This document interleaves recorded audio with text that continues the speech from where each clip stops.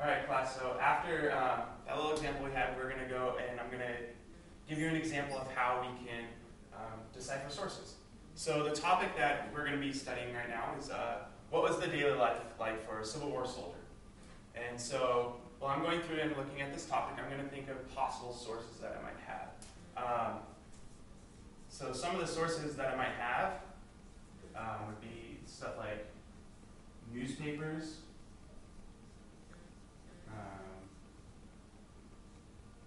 journals, books by historians about the Civil War, and we could have interviews from former Civil War soldiers. Okay, and then, so we'll go from that. So I have those listed sources, so when I go into the library, I can be like, okay, these are what I'm going to be looking for. I'm going to be looking for something along those lines to help support my topic of what was daily life like for a Civil War soldier. After that, so let's say I did some research and I found these 3 different sources. So source 1 is a newspaper article from 1864, chronicling the daily life of Robert E. Lee, General Robert E. Lee.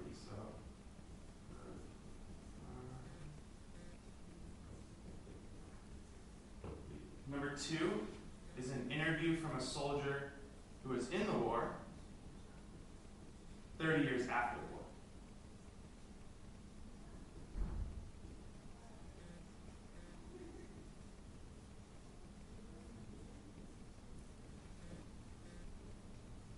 And the final one is a journal written by a private in the Army in like 1863.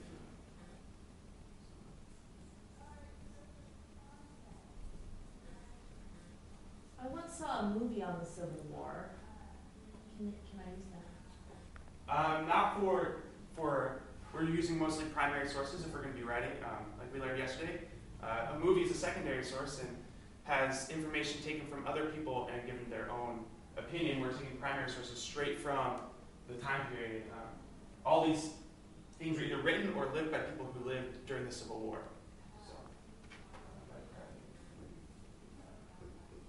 So now I'm looking at these three sources, and I need to decide which one will best support the daily life of a Civil War soldier.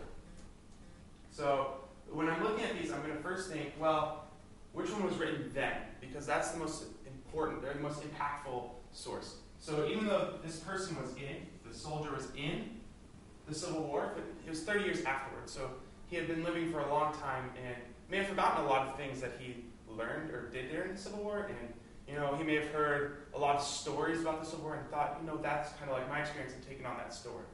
So even though this is a great source, it shouldn't be your primary source that you use for your research. It's a great thing to look at and get information about, but we should eliminate this source right here, just because it doesn't really fit what we're trying to go for with the Civil War soldier from right then.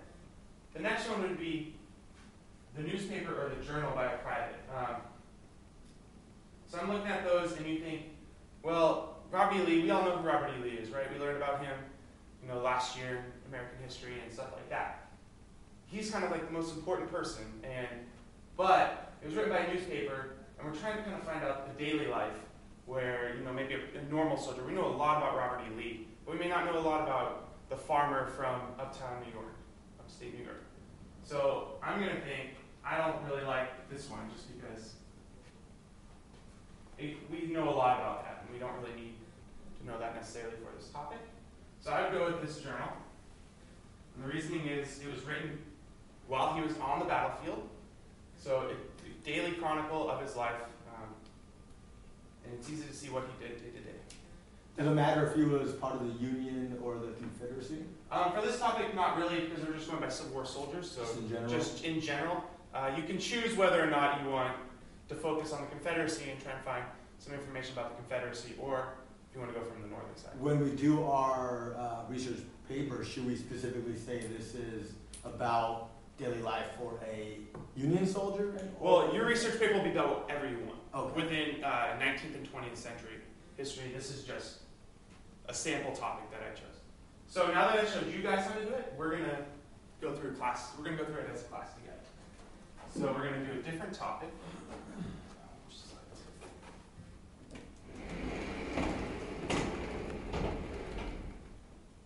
Okay.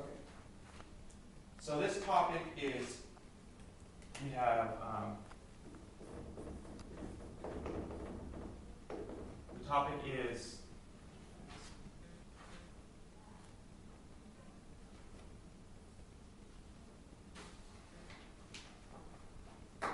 selling and trading of slaves in the 1700s in the American colonies.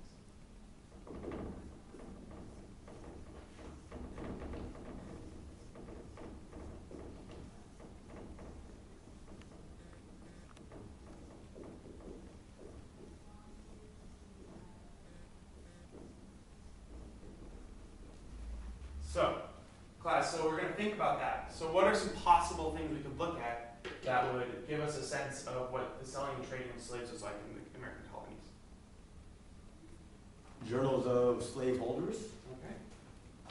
and or slaves if they were able to read and write. But I guess from what we've learned, not very many have able to.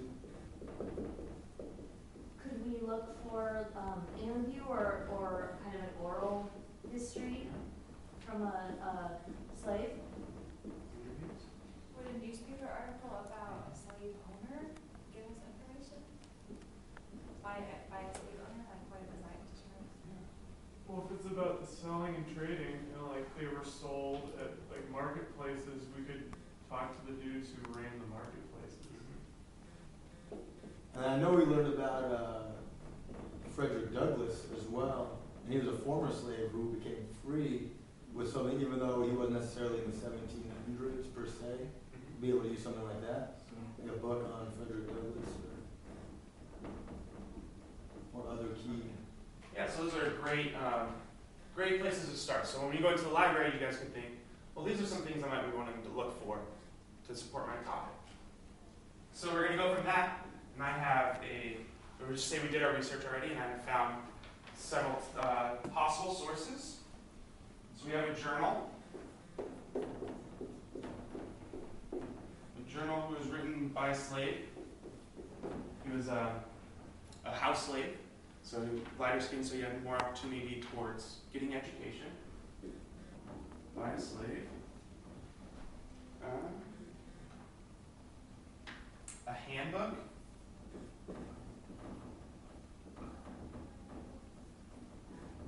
About how to sell slaves.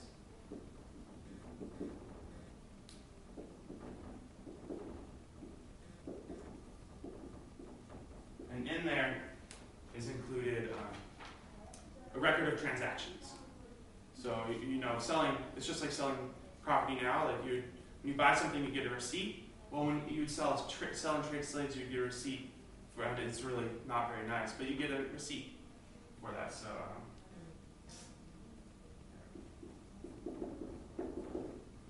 and then the last one. No, we only have two. So between those two, which one do you guys think would be the best to support our topic of selling and trading slaves?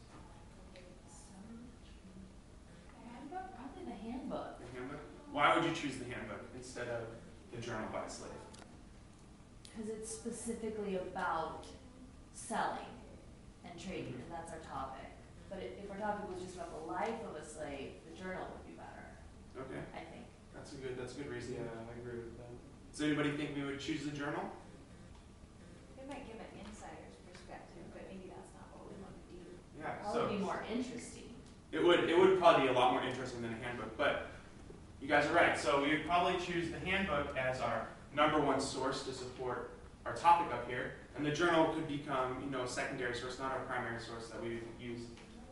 So now we're going to give you guys are going to get a worksheet, and we'll be able to work in pairs. And you may not, some of these topics may not, or the sources may not be clear cut which one you would use. So it's not that there's no really necessary right or wrong answer. Instead, there's more, why would you choose that? And so this is big about why you would choose that source to support your topic. topic.